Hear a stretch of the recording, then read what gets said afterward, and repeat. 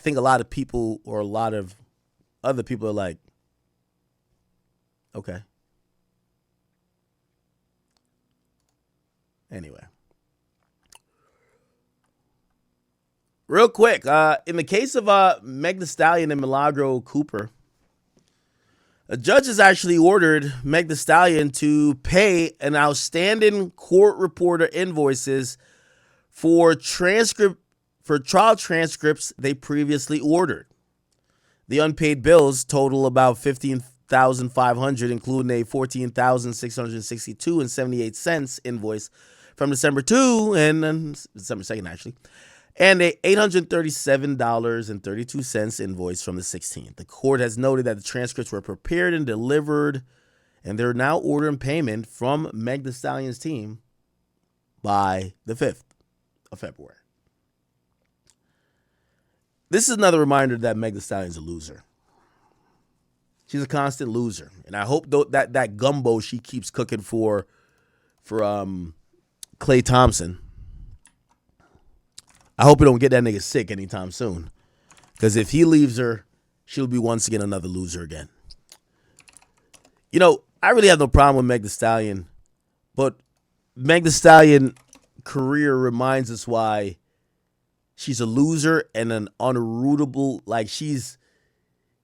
You ever watch a movie or some type of thing and they're trying to make you root for one person? Like they're trying to show this person. But there's something about them you're like, fuck this person.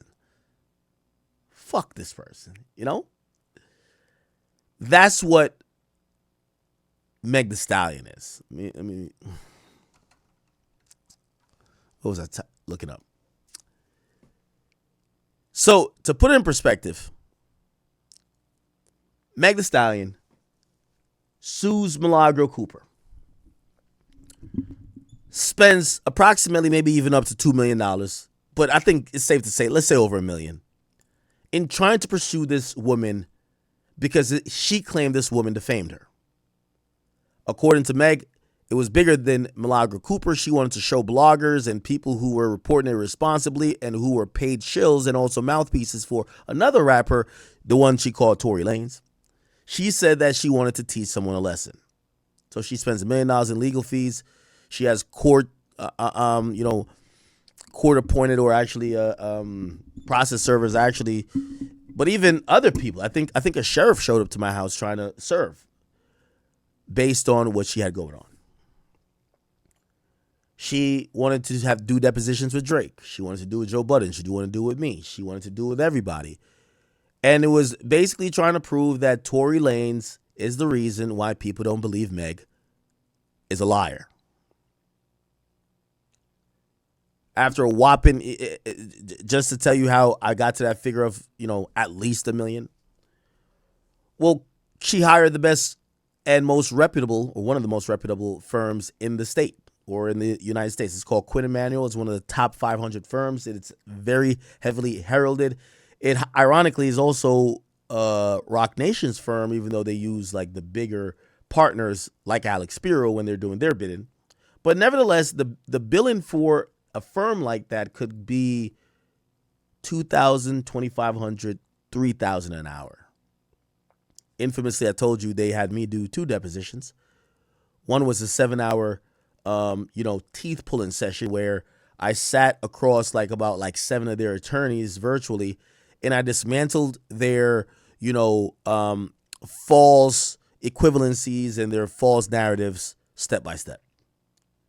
I pegged that out into be, pause on pegged, at least $100,000 in lawyer fees for them.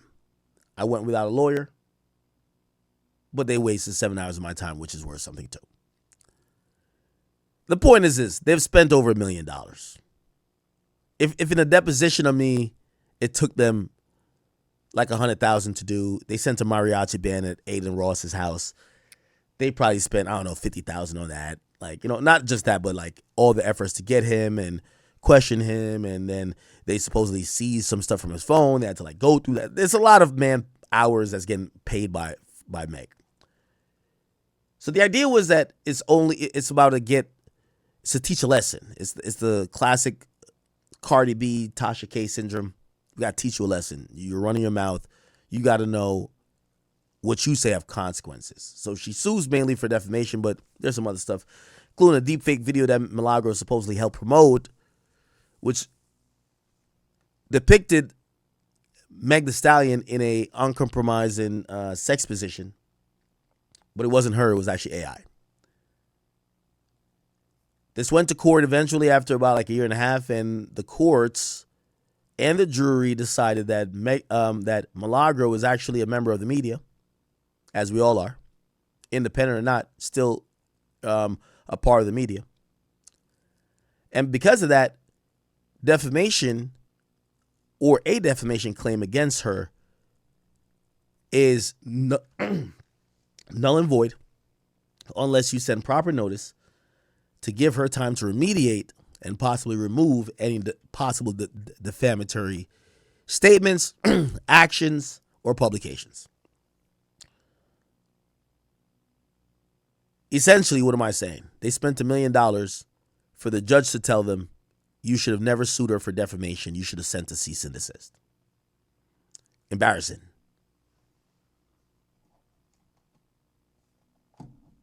Embarrassing.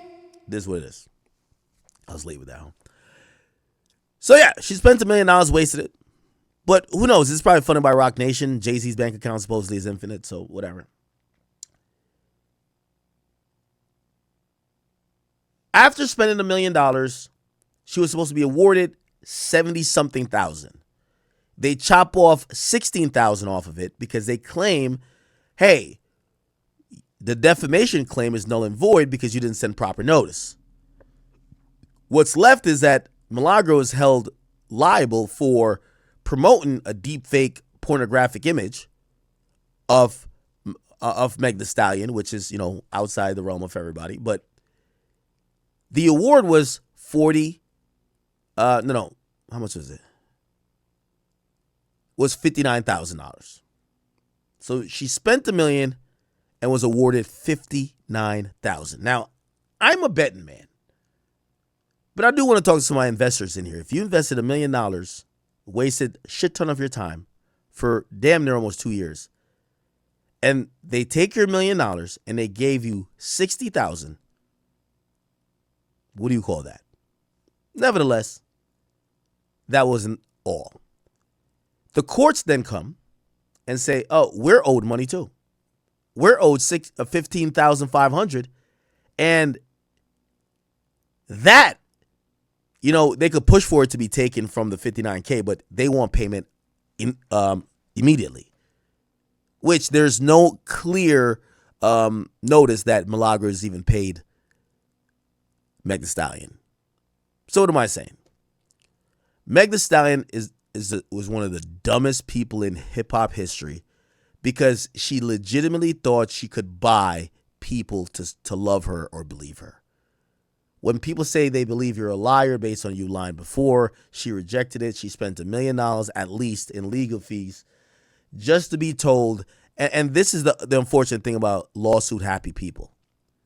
Here's who got paid. The law firm got $1 million.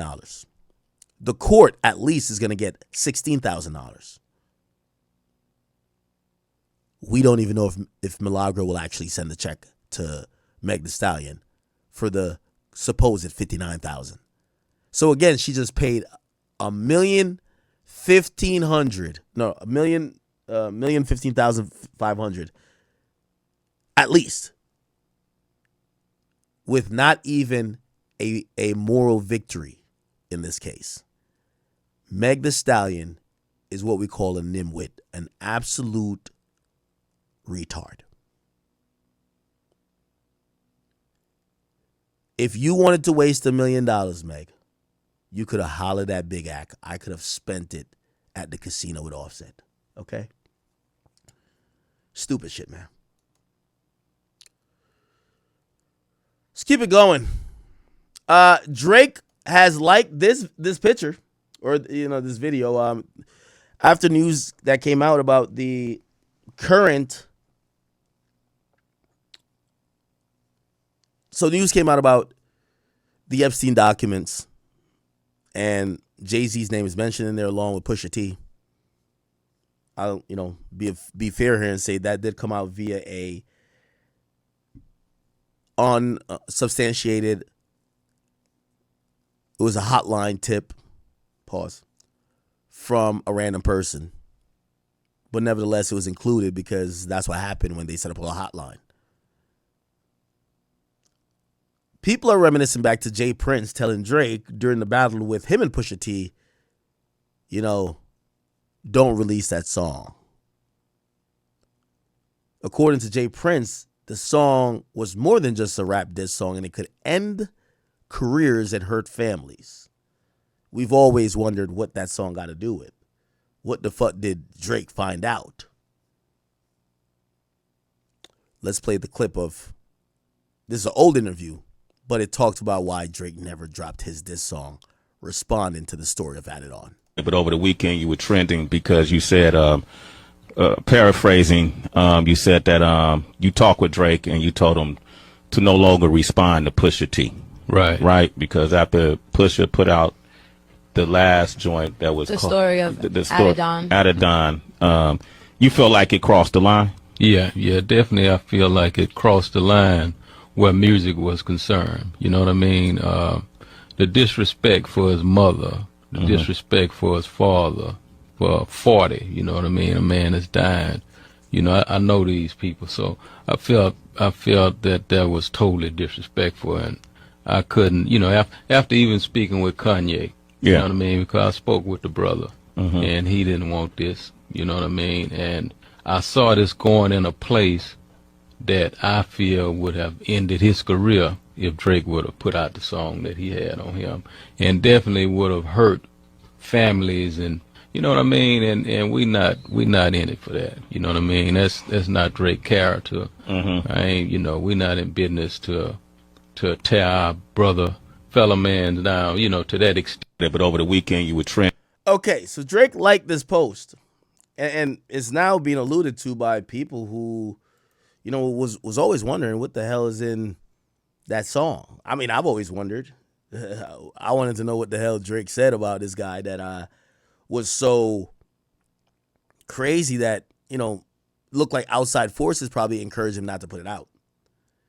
I've never really got, honestly, a real answer to that. And by the way, clearly they've kept this close to the chest. There's been so many things leaked. We have never gotten the leak of this. How come? From the people who have heard it, though, they've never gotten into details with me, but they've told me this is scathing. This would be bad.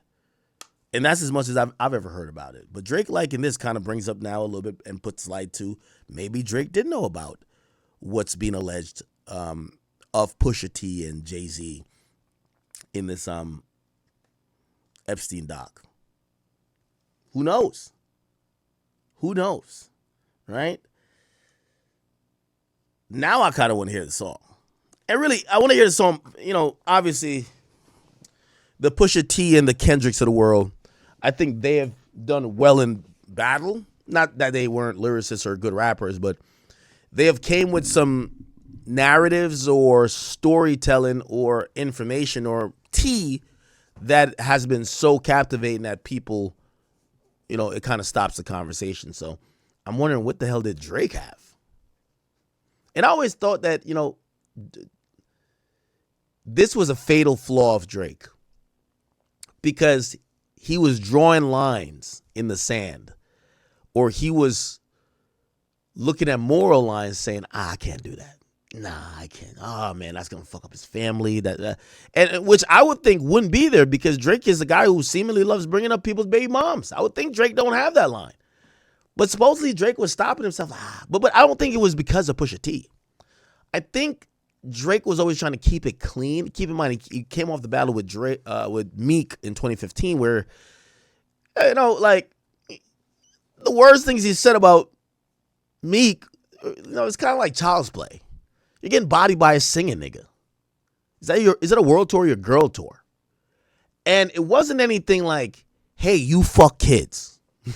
Right? Like, Kendrick just kicks the door open. He's like, yo, you're a pedophile, right? Which is like, wait, how do you answer to that one? When you think about how Drake was battling, like, somehow he did have like this barometer of, I'm not going to say things that would be of a certain level. It's then for me to believe that, or at least anticipate, or, assume, maybe he was so upset at this Pusha T Kanye angle that he created a song like that. And the reason why I said fatal flaw is, if they talk about the song as I keep hearing it being talked about, would end, the nigga would do this, put it out. But he never put it out. And I think it's because he had a moral line that he wasn't willing to cross, which I think, he probably looks at Kendrick to say Kendrick had no problem with crossing it, because Kendrick was just trying to win the rap battle, all right? Okay.